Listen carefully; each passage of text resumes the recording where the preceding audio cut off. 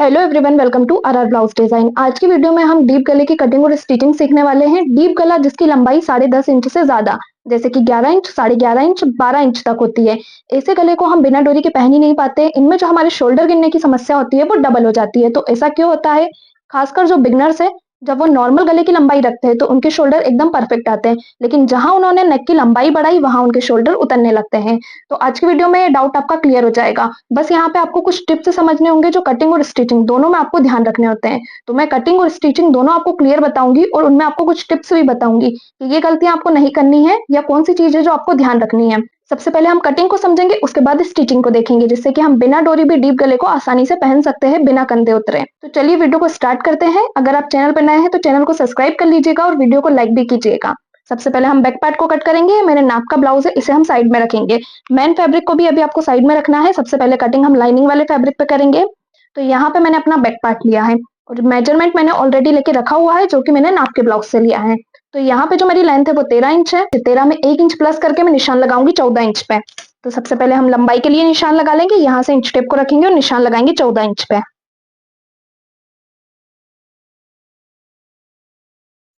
Length का निशान लगाने के बाद अब हम निशान लगाएंगे फुल शोल्डर के लिए। चेस्ट देखिए यहाँ पे मेरे 38 इंच का है। फुल शोल्डर है 14.5 इंच के। 14.5 को आपको 2 से डिवाइड करना है। तो 14.5 को मैं 2 से डिवाइड करूंगी तो मेरा कितना आएगा? 7.25 इंच। आपका जितना भी फुल शोल्डर रहेगा उसका हाफ करके आपको निशान लगा लेना है। अब यहाँ से मैं शोल्डर को माइनस करूंगी। तो माइनस करने के लिए सबसे पहले आपको देख लेना है कि आपके नेक की लंबाई कितनी है। तो यहाँ से जो मेरे नेक की लंबाई है वो है 11 इंच। तो मैं निशान लगाऊंगी 11 इंच पे। अब हम हमारा शोल्डर चार्ट देख लेंगे। शोल्डर चार्ट में आपको रेडी शोल्डर देखना है, नेक शेप देखना है और नेक डीप देखना है। तो नेक शेप मेरा राउंड है और नेक डीप मेरा कितना है? 11 इंच। तो यहाँ से मुझे कितना शोल्डर माइनस करना है? 1.75 इंच। अब यहाँ पे मैं इंच टेप को रखूंगी और माइनस करूंगी 1.75 इंच। अब ये जितना भी आया होगा उसको हम नाप के देख लेंगे। तो यहाँ से मेरे परफेक्ट शोल्डर आए हैं 5.5 इंच के। निशान लगाएंगे आर्म होल के लिए। तो आर्म होल का फॉर्मूला क्या होता है? हमारा चेस्ट डिवाइड 6। तो यहाँ पे मेरे चेस्ट का साइज है 38। इसे मैं डिवाइड 6 कर लूंगी। मेरा कितना आया? 6.3 इंच। यहाँ से मैं निशान लगा लूंगी 6.3 इंच पे। शोल्डर के लिए निशान लगाएंगे 5.5 इंच पे। आर्म होल से शोल्डर वाली लाइन को मिला लेंगे और चेस्ट लाइन को भी स्ट्रेट कर लेंगे।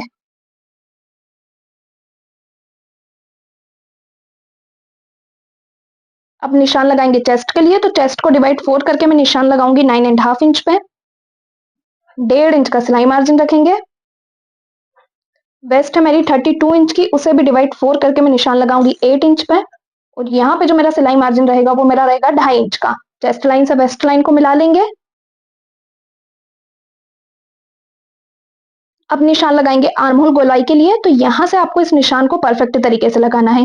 चेस्ट का साइज मेरा 38 है, तो ये निशान मेरा लगेगा 1 इंच पे। आर्म होल को हाफ इंच बैक साइड से हम माइनस करेंगे और कफ को रखते हुए इसका शेप देंगे।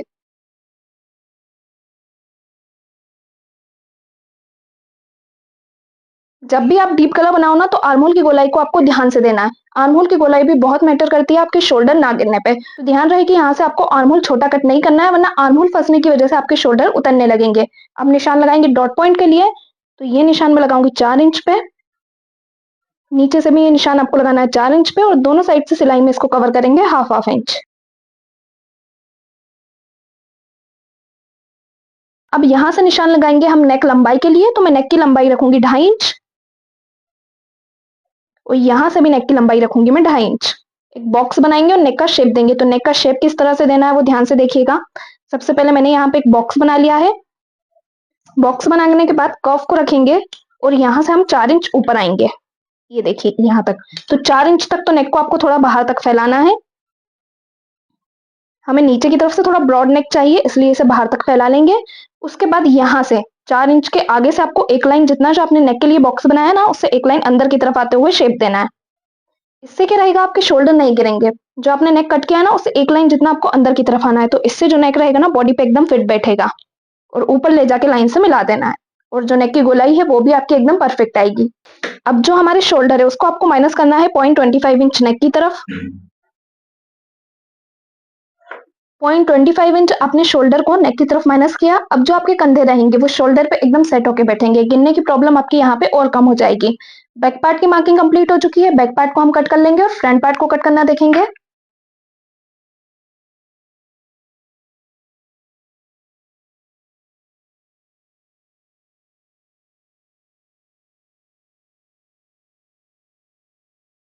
देखिए बैक पार्ट की कटिंग हमारी यहाँ पे कंप्लीट हो चुकी है। अब आपको क्या करना है, यहाँ से हाफ इंच आपके चेस्ट को माइनस करना है।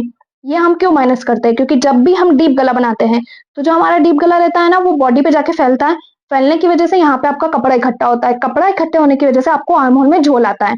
तो यहाँ से आपको कितना माइनस करना है, हाफ इंच। यहाँ से मैं हाफ इंच पे निशान लगा लूंगी।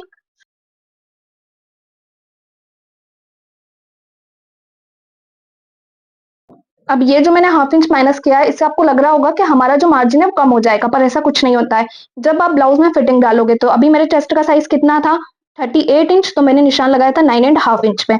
अब जब मैं इसमें फिटिंग डालूंगी तो मैंने यहाँ से हाफ इंच माइनस किया है ना, तो फिटिंग में 9 इंच पे डालूंगी, ना कि 9.5 इंच पे, क्योंकि जो मेरा गला है ना वो बहुत ब्रॉड है, तो वो ऑटोमेटिक चेस्ट के साइज को कवर कर लेगा। और ये जो हमने हाफ इंच माइनस किया है, सेम ऐसे ही हम अपने फ्रंट पार्ट में भी माइनस करेंगे। तो चलिए फ्रंट पार्ट को कट करना देखते हैं। बैक पार्ट की कटिंग आपको क्लियर हुई। शोल्डर, आर्म होल और यहाँ से आपको हाफ इंच माइनस करने का ध्यान रखना है। फ्रंट पार्ट में भी सबसे पहले निशान लगाएंगे लेंथ के लिए, तो यहाँ पे एक स्ट्रेट लाइन खींच लेनी है। इससे हम लेंथ के लिए निशान लगाएंगे। तो जब भी आप 4 डॉट ब्लाउज बनाते हो ना, उसमें लेंथ आपको बैक पार्ट से 1 इंच एक्स्ट्रा लेनी होती है। तो बैक पार्ट की लेंथ थी मेरी 14, फ्रंट पार्ट में मैं लेंथ के लिए निशान लगाऊंगी 15 इंच पे। अब हम हुकाई पट्टी के लिए मार्जिन ले लेंगे, तो यहाँ से 0.25 इंच का आपको हुकाई पट्टी के लिए मार्जिन लेना है।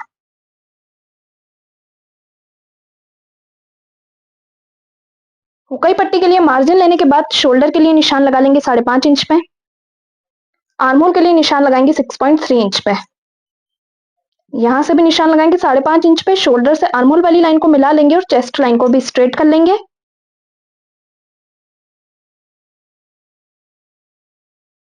अब हम निशान लगा लेंगे नेक के लिए 2.5 इंच पे। नेक लंबाई के लिए निशान लगाएंगे 7 इंच पे। यहाँ से भी नेक के लिए निशान लगाएंगे 2.5 इंच पे। एक बॉक्स बनाएंगे और नेक का शेप दे देंगे।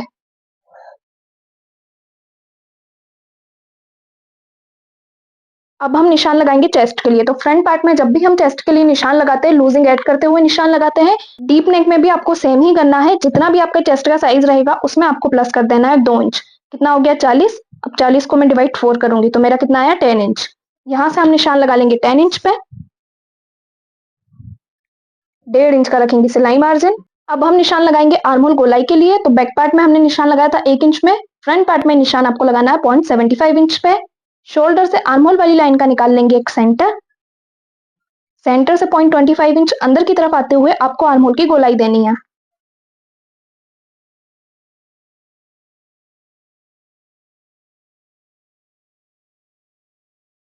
देखिए इस तरह से आपको फ्रंट पार्ट में आर्म होल की गोलाई देनी है। गोलाई देने के बाद आपको क्या करना है, शोल्डर का एक सेंटर निकालना है और यहाँ से हम निशान लगाएंगे अपने सेंटर के लिए, जो हमारा शोल्डर टू एपेक्स और एपेक्स टू एपेक्स रहेगा। उसके बाद हम चारों डॉट पॉइंट की मार्किंग करेंगे। तो यहाँ पे मेरा शोल्डर टू एपेक्स है 8.75 इंच। इसमें मैं कुछ भी सिलाई का प्लस नहीं करूंगी और डायरेक्ट निशान लगाऊंगी 8.75 इंच पे। एपेक्स टू एपेक्स हम देख लेंगे। एपेक्स टू एपेक्स है मेरा 6 इंच, तो इसमें हम सिलाई का प्लस करेंगे 0.25 इंच और यहाँ से निशान लगाऊंगी 3.25 इंच पे। तो देखिए ये हो गया शोल्डर टू एपेक्स और एपेक्स टू एपेक्स। अब ये रहेगा हमारा सेंटर, इसी से हमारे चारों डॉट पॉइंट की मार्किंग होगी। तो सबसे पहले हम निशान लगाएंगे हमारे फर्स्ट डॉट पॉइंट के लिए। फर्स्ट डॉट पॉइंट के लिए मैं सेंटर से नीचे आऊंगी 1.25 इंच। एपेक्स टू एपेक्स हमने निकाला था 3.25 इंच, तो यहाँ से हम निशान लगा लेंगे 3.25 इंच पे। जो आपका फर्स्ट वाला डॉट पॉइंट रहेगा ना, उसे आपको दोनों तरफ से सिलाई में कवर करना है 1-1 इंच।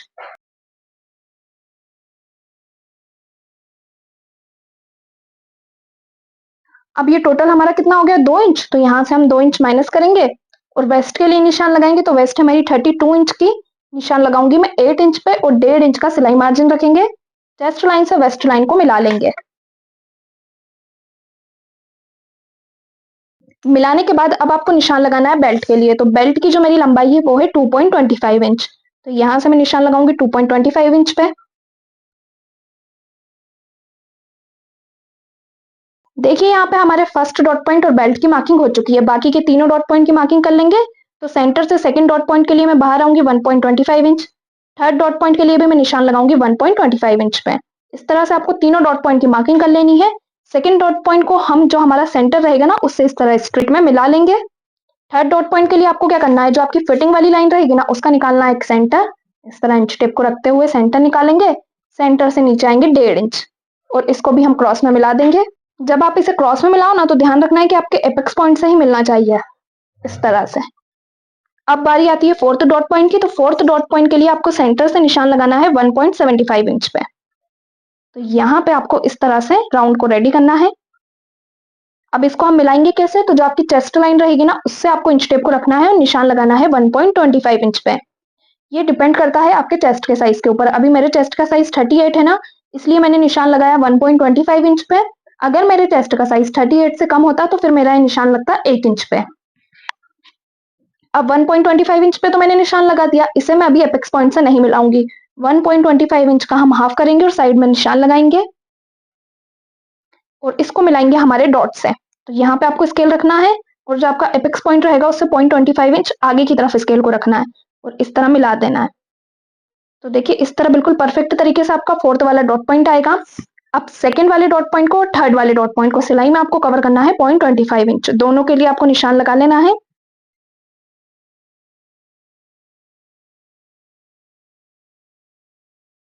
और जो आपका फोर्थ वाला डॉट पॉइंट रहेगा उसे हम सिलाई में कितना कवर करेंगे, तो यहाँ पे हमने 2 इंच की लूजिंग ऐड करते हुए निशान लगाया है 40 चेस्ट साइज के अकॉर्डिंग 10 इंच पे। तो इसको हम सिलाई में कवर करेंगे 1.25 इंच। हमने चेस्ट से जितने इंच पे निशान लगाया है ना उतना ही हमें इसे सिलाई में कवर करना होता है। इसे भी अपने एपेक्स पॉइंट से मिला देंगे। अब इन दोनों डॉट की लाइनों को आपको नाप के देख लेना है क्योंकि स्टिचिंग करने पे ये हमारी बराबर नहीं आती है। तो फर्स्ट डॉट की लाइन मेरी रेडी हो रही है 3.25 इंच पे। दूसरी जहां भी 3.25 इंच पे रेडी हो रही होगी वहां पे मैं निशान लगा दूंगी।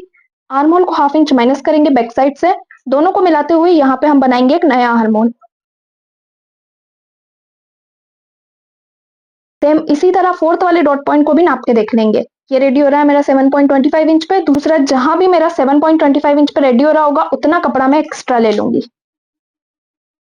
अब यहाँ से हमने कपड़ा तो निकाल लिया एक्स्ट्रा, लेकिन हम यहाँ से हाफ इंच माइनस करेंगे। जैसे हमने बैक पार्ट में माइनस किया है ना, तो फ्रंट में भी आपको हाफ इंच माइनस करना ही पड़ेगा। ये देखिए इस तरह से, वरना जो आपका फ्रंट का पार्ट रहेगा ना वो हाफ इंच बड़ा हो जाएगा। बड़ा करने के बाद इन दोनों लाइनों को वापस से हम नाप के देख लेंगे। तो ये रेडी हो रही है मेरी 6.75 इंच पे। दूसरी जहां भी 6.75 इंच पे रेडी हो रही होगी उतना कपड़ा हम निकाल लेंगे। तो फ्रंट की मार्किंग भी हमारी कंप्लीट हो चुकी है। बेल्ट में आपको 1 इंच ऊपर की तरफ आना है। 2 इंच पे निशान लगाएंगे और इसको क्रॉस में मिला देंगे। जो शोल्डर रहेगा उसको 0.25 इंच नेक की तरफ माइनस कर देंगे। माइनस करने के बाद अब जो आपका बेल्ट रहेगा ना उसमें आपको नीचे की तरफ से लेना है 0.25 इंच का सिलाई मार्जिन। तो यहां से मैं ले लूंगी 0.25 इंच का मार्जिन।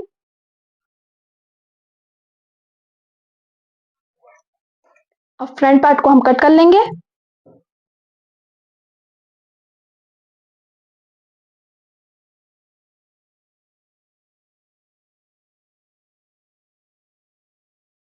फ्रंट की मार्किंग हमारी कंप्लीट हो चुकी है। ये डॉट पॉइंट हमारा स्टिचिंग में जाएगा ना, तो इसको आपको इस तरह से फोल्ड कर देना है और बेल्ट को चेक करके देख लेना है। जितना बेल्ट एक्स्ट्रा निकल रहा होगा उसको कट कर लेना है। डॉट पॉइंट पे कट के निशान लगा लेंगे। इस तरह से फ्रंट और बैक दोनों पार्ट की आपको कटिंग कर लेनी है। इसे मेन फैब्रिक पे कट करके ब्लाउज को स्टिच करना देखेंगे और गले पे पाइपिंग लगाना देखेंगे कि किस तरह से हमें टाइटली पाइपिंग को लगाना है जिससे कि हमारे शोल्डर बिल्कुल भी ना गिरे। ब्लाउज के बैक पार्ट और फ्रंट पार्ट दोनों को मैंने स्टिच करके रेडी कर लिया है। दोनों पार्ट की हुकाई पट्टी को भी आपको नाप के देख लेना है। अब आपको बैक पार्ट लेना है और उसके ऊपर फ्रंट पार्ट को रखते हुए दोनों के शोल्डर को ज्वाइन कर देना है। जब आप शोल्डर ज्वाइन करें तो यहाँ पे शोल्डर पे आपको डबल सिलाई लगानी है ताकि जो आपके शोल्डर रहेंगे वो पूरी तरह से लॉक हो जाएंगे। जो शोल्डर गिरने की प्रॉब्लम आती है ना वो इसीलिए आती है क्योंकि आप शोल्डर पे ठीक से सिलाई नहीं लगाते हो। तो जिस शेप में हमने शोल्डर को कट किया है उसी तरह से आपको सिलाई को लगाना है और डबल सिलाई से इसको पैक करना है ताकि जब आप पाइपिंग लगाओगे ना तो शोल्डर लूज नहीं होना चाहिए। अब हमारा बैक पार्ट और फ्रंट पार्ट हमने ज्वाइंट कर लिया है ना, उसके बाद फिटिंग वाली लाइनों को भी हम यहाँ पे चेक करके देखेंगे। तो बैक और फ्रंट दोनों की फिटिंग वाली लाइन को एक के ऊपर एक रखना है। फ्रंट पार्ट को आपको हल्का सा खींचते हुए नाप के देखना है। तो यहाँ पे जितना भी बैक पार्ट मेरा एक्स्ट्रा जा रहा होगा ना उसको मैं कट कर दूंगी। अब दोनों पार्ट मेरे यहाँ पे बिल्कुल बराबर हो गए हैं। इसी तरह दूसरी वाली साइड के दोनों पार्ट को हम नाप के देखेंगे। तो दूसरी साइड के जो दोनों पार्ट है वो मेरे यहाँ पे बिल्कुल बराबर आ रहे हैं। अब हम पाइपिंग को रेडी करना देखेंगे। तो पाइपिंग को रेडी करने के लिए जितना भी आपका फैब्रिक बचा होगा ना, उसको आपको ले लेना है और यहाँ पे आपको एक क्रॉस लाइन खींचनी है, क्योंकि जो हमारी पाइपिंग रहती है वो ओरेप शेप में रेडी होती है। तो यहाँ पे मैं स्केल लूंगी और स्केल से क्रॉस लाइन बना लूंगी, और इस पाइपिंग की जो मैं चौड़ाई रखूंगी ना, वो अपने स्केल के अकॉर्डिंग ही रखूंगी। तो स्केल के बराबर ही मैंने यहाँ पे पाइपिंग को रेडी किया। आपको जितनी पट्टी लगती है ना आपके गले के अकॉर्डिंग, उतनी पट्टी आपको कट करनी है पाइपिंग बनाने के लिए। अब यहाँ पे मेरे स्केल की जो चौड़ाई है वो लगभग है 1.25 इंच। अगर आपको लगता है कि आपने कम पट्टियां कट की है तो आप एक्स्ट्रा पट्टी कट कर सकते हो। उसके बाद इन सारी पट्टी को हम इसी तरह ओरेप शेप में कट कर लेंगे।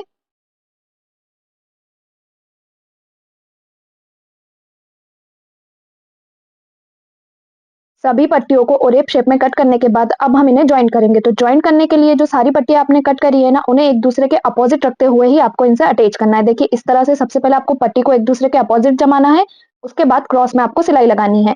सारी पट्टियां इसी तरह से आपकी ज्वाइंट होनी चाहिए, तभी आपकी पाइपिंग एकदम परफेक्ट बन के रेडी होगी। और इन पे आपको डबल सिलाई लगा लेना है, ताकि जब भी आप पाइपिंग को अटैच करो ना, तो जो हमारी सिलाई है वो खुले ना। तो यहाँ पे डबल सिलाई से मैंने पट्टियों को अटैच कर लिया है। एक्स्ट्रा फैब्रिक जितना भी निकल रहा होगा उसको आपको कट कर लेना है। अब ये जो हमने पट्टियाँ रेडी करी है, इन्हें हम अपने नेक पे अटैच करेंगे। तो ब्लाउज़ को आपको ले लेना है। पाइपिंग लगाने के लिए जो हमारा हुक वाला साइड रहेगा ना, वहाँ से हम पाइपिंग को फ़ोल्ड कर देंगे अंदर की तरफ, इस तरह से, और पाइपिंग को रखेंगे और नेक पे अटैच करेंगे। तो अटैच करते टाइम आपको ध्यान रखना है कि जहाँ भी आपका नेक राउंड आ रहा होगा ना, वहाँ पे आपको पाइपिंग को ज़्यादा नहीं खींचना है, सिर्फ़ हल्के हाथों से लगाते हुए जाना है। उसके बाद जहाँ आपने शोल्डर जॉइंट किए ना, उससे 1 इंच आगे और 1 इंच पीछे की तरफ आपको पाइपिंग को खींचते हुए लगाना है। क्योंकि जो शोल्डर है ना, वहाँ पे पाइपिंग हमारी एकदम स्ट्रेट आनी चाहिए। शोल्डर पर जब हम स्ट्रेट पाइपिंग लगाते हैं ना, तो जो हमारे शोल्डर रहते हैं वो बॉडी पे जाने के बाद थोड़े भी लूज़ नहीं रहते हैं। बाकी जब आपका राउंड नेक आएगा ना, तो वहाँ पे आपको पाइपिंग को ज़्यादा नहीं खींचना है, हल्के हाथों से लगाते हुए जाना है। अगर आप राउंड नेक पे पाइपिंग को खींचोगे ना, तब क्या होगा, जब आप पाइपिंग को फोल्ड करोगे तो वहाँ पे सल आने लगेगा। और जब आपके जॉइंट शोल्डर आ जाते हैं ना दूसरी साइड, वहाँ पे आपको पाइपिंग को पूरा खींच लेना है और राउंड नेक पे बिल्कुल हल्के हाथों से लगाते हुए पाइपिंग को अटैच कर लेना है। पाइपिंग को अटैच करने के बाद इसमें हम बारीक-बारीक कट लगा लेंगे। पूरे राउंड नेक पे आपको इसी तरह से कट लगा लेना है।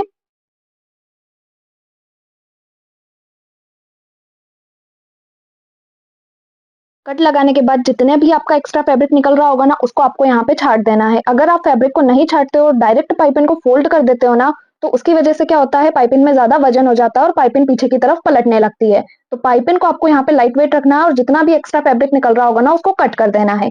कट करने के बाद देखिए अब पाइपिंग को हम अंदर की तरफ फोल्ड कर देंगे और थोड़ी-सी पाइपिंग हम बाहर की तरफ निकलने देंगे और इसमें हम लगाएँगे धार स्टिच। धार स्टिच को आपको एकदम कॉर्नर से नहीं लगाना है, पाइपिंग के थोड़ा-सा पीछे से आपको धार स्टिच को लगाते हुए लाना है। अब देखिए मैं इसे थोड़ा-सा ज़ूम करके भी आपको दिखा देती हूँ, ताकि आपको क्लियर रहे कि किस तरह से पाइपिंग को नेक पे अटैच करना है, ताकि पाइपिंग पीछे की तरफ पलटे ना।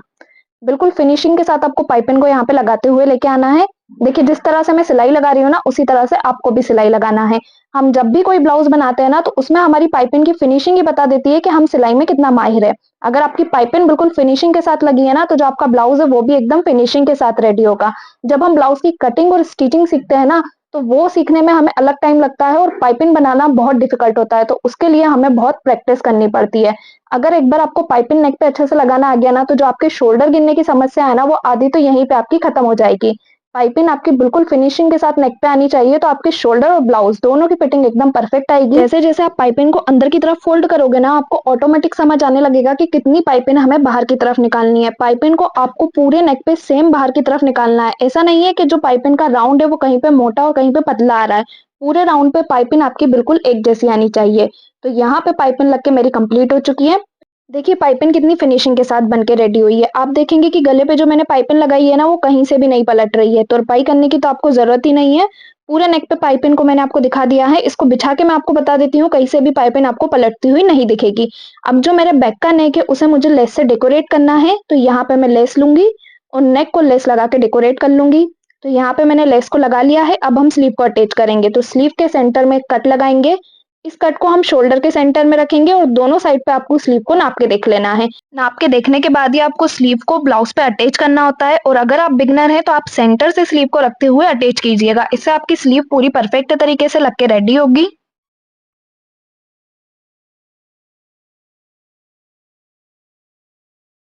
स्लीव को अटैच करने के बाद अब हम अपने ब्लाउज में लगाएंगे गुम सिलाई। गुम सिलाई लगाने के लिए आपका जो फिटिंग वाला साइड रहेगा ना, उन दोनों पार्ट को आपको बिल्कुल मिलाते हुए रख लेना है और ये जो सिलाई रहेगी वो आपको आपके ब्लाउज के राइट साइड पे लगानी है। सिलाई लगाने के बाद जितना भी एक्स्ट्रा फैब्रिक निकल रहा होगा उसको हम कट कर लेंगे और ब्लाउज को पलट लेंगे।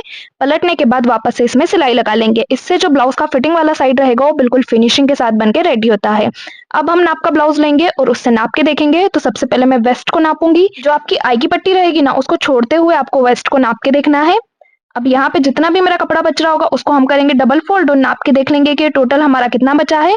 तो ये मेरा टोटल आ रहा है 1/2 इंच, यानी कि जो हमारी वेस्ट की सिलाई है ना, उसको सिर्फ आपको 1/2 इंच सिलाई में कवर करना है। तो यहाँ से मैं निशान लगा लूंगी 1/2 इंच पे। 1/2 इंच का निशान लगाने के बाद अब हम निशान लगाएंगे चेस्ट के लिए। तो मेरा चेस्ट साइज है 38, डिवाइड 4 करूंगी तो मेरा आएगा 9.5 इंच। लेकिन मैंने यहाँ पे कितने इंच पे निशान लगाया है, 9 इंच पे, क्योंकि अभी हमारा गला डीप है तो वो चेस्ट साइज को कवर कर लेगा, इसलिए आपको 1/2 इंच माइनस करते हुए चेस्ट का निशान लगाना है। नाप के ब्लाउज से स्लीव में भी फिटिंग डाल लेंगे। तो नाप का ब्लाउज स्लीव के ऊपर रखेंगे और जितनी भी आपकी स्लीव की गोलाई आ रही होगी उतने पे आपको निशान लगा लेना है। अब सारी मार्किंग को मिलाते हुए ब्लाउज में हम फिटिंग डाल लेंगे। तो देखिए, इस तरह से ब्लाउज की स्टिचिंग करने से जो आपको शोल्डर गिरने की प्रॉब्लम आती है डीप नेक में, वो नहीं आएगी। शोल्डर बॉडी पे जाके आपका एकदम परफेक्ट बैठेगा।